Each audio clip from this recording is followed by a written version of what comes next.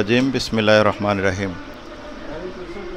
আজকের এই সুন্দর সকালে প্রাণবন্ত আনন্দঘন এই সুসজ্জিত অনুষ্ঠানের সম্মানিত সভাপতি, দৈনিক কালবেলা পত্রিকার সম্মানিত জেলা প্রতিনিধি, প্রতিশ্রুতিশীল সাংবাদিক ভাই ওমর ফারুক, নাইম, উপস্থিত জেলা বিএনপির আহ্বায়ক কমিটির অন্যতম সদস্য, এই জেলার পরিচিত রাজনীতিবিদ জনাব ফখরুল ইসলাম ভাই,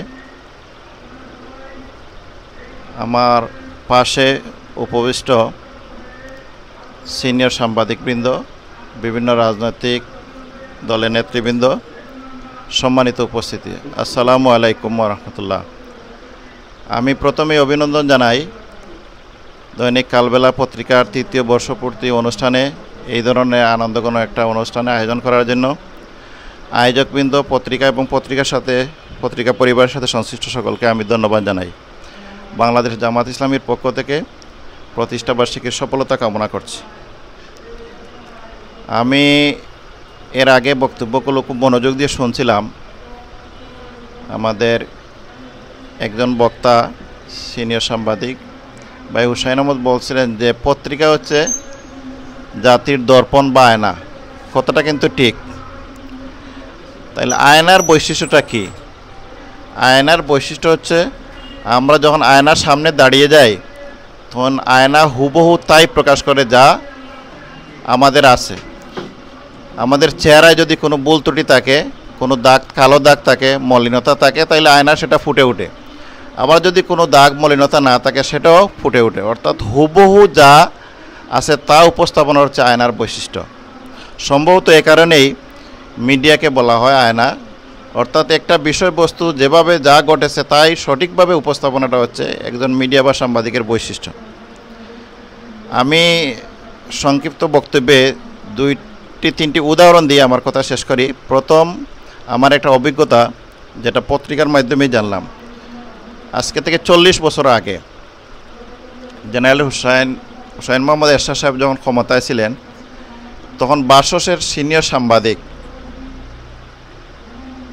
উনি একটা প্রশ্ন করেছিলেন এরশাদ সাহেবকে, সাংবাদিকদের একটা প্রেস কনফারেন্সে, রাজনৈতিক দলকে নিয়ে একটা গোলটেবিল বৈঠকে, যে I U ask a non political question please, বলে যে আমি আপনাকে একটা অরাজনৈতিক প্রশ্ন করতে পারি কিনা। এরশাদ সাহেব তখন শাসন ক্ষমতা বেশ দাপটশালী, তখন উনি মুচকি এসে বলছিলেন হ্যাঁ প্রশ্ন করতে পারেন। কিন্তু ওই সাংবাদিক, বাসসের সংবাদদাতা কী প্রশ্ন করবেন সেটার জন্য তৎকালীন রাষ্ট্রপ্রধান প্রস্তুত ছিলেন না।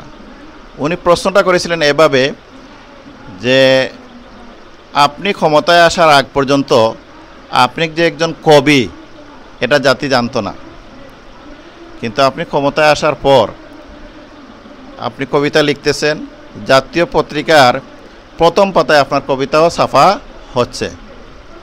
অনেক জাতীয় কবিরও কবিতা কিন্তু প্রথম পাতায় ছাপা হয় না। পত্রিকার প্রথম পাতাটা হচ্ছে সংবাদপত্রের জন্য, কিন্তু আপনার কবিতাটা প্রথম পাতায় ছাপা হচ্ছে। এটা কি আপনার কোনো নির্দেশনা, কোনো পরিপত্র জারি করেছেন কি না? এই প্রশ্ন করার অপরাধে সংবাদদাতার ওই সময় চাকরিচ্যুত হয়েছিলেন।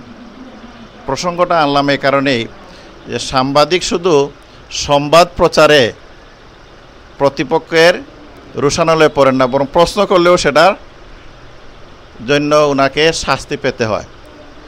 উপযুক্ত প্রশ্ন করার কারণেই উনি চাকরিচ্যুত হয়েছিলেন।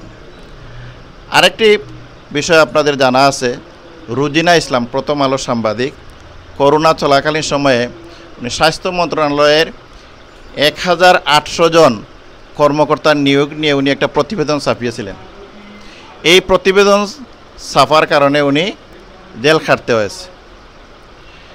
সর্বশেষে একটা প্রশ্ন করেছিলেন বিগত স্বৈরশাসক শাসন ক্ষমতা যাওয়ার আগে। আপনাদের এটা খুব জানা প্রশ্নটা, যে প্রশ্ন করেছিলেন যে একই পরীক্ষায় যদি একজন মুক্তিযোদ্ধার সন্তান এবং রাজাকারের সন্তান, ওনার প্রশ্নটা এই ভাষায় ছিল, সমান যোগ্যতা নিয়ে চাকরিতে এলা হয়, তাহলে আপনি কাকে অগ্রাধিকার দিবেন? তৎকালীন শাসক এই প্রশ্নের উত্তরে বলছিলেন যে মুক্তিযোদ্ধার সন্তান যদি সেখানে সুযোগ না পায় তো রাজাকারের বাচ্চারা চান্স পাবে নাকি। শুধু এই প্রশ্নের কারণে, রাজাকারের বাচ্চা বলার কারণেই ঢাকা বিশ্ববিদ্যালয়ের সারা রাত তুমি কে আমি কে রাজাকার শুরু হয়ে গেল। গোটা আন্দোলনের সূত্রপাতটা এখানে। আমি এই প্রসঙ্গটা আনলাম এই কারণেই যে একজন সাংবাদিক যখন সৎ সাংবাদিকতা, সাহসী সাংবাদিকতা করেন, তখন একটা জাতির পরিবর্তনের জন্য একজন সাংবাদিকই যথেষ্ট। আমি কালবেলার সংবাদদাতা যিনি জেলা প্রতিনিধি আছেন, ওনার সম্বন্ধে আমি যতটুকু জানছি, উনি একজন সাহসী সাংবাদিক, উনি একজন সৎ সাংবাদিক, উনি একজন তরুণ সাংবাদিক, উদীয়মান সাংবাদিক। আমার ধারণা উনি আগামীতে মৌলভীবাজার জেলার সাংবাদিকতা জগতে অনেক সফলতা নিয়ে আসবেন। ওনার ব্যক্তিগত সফলতা কামনা করি, পত্রিকার সফলতা। মৌলভীবাজার জেলার আপনারা যারা আছেন এখানে, জেলার সাংবাদিক বৃন্দ, আপনাদের কাছে অনুরোধ করব যে আপনারা যখন পত্রপত্রিকায় রিপোর্ট করবেন, রাজনৈতিক রিপোর্টের সাথে আপনাদের সোশ্যাল রিপোর্টগুলো, একটু পজিটিভ রিপোর্টগুলো একটু বেশি বেশি আসলে আমরা উপকৃত হব। আপনাদের ভূমিকায় এই জেলাবাসী উপকৃত হবে। আমি ধন্যবাদ জানিয়ে আমার কথা এখানেই শেষ করছি।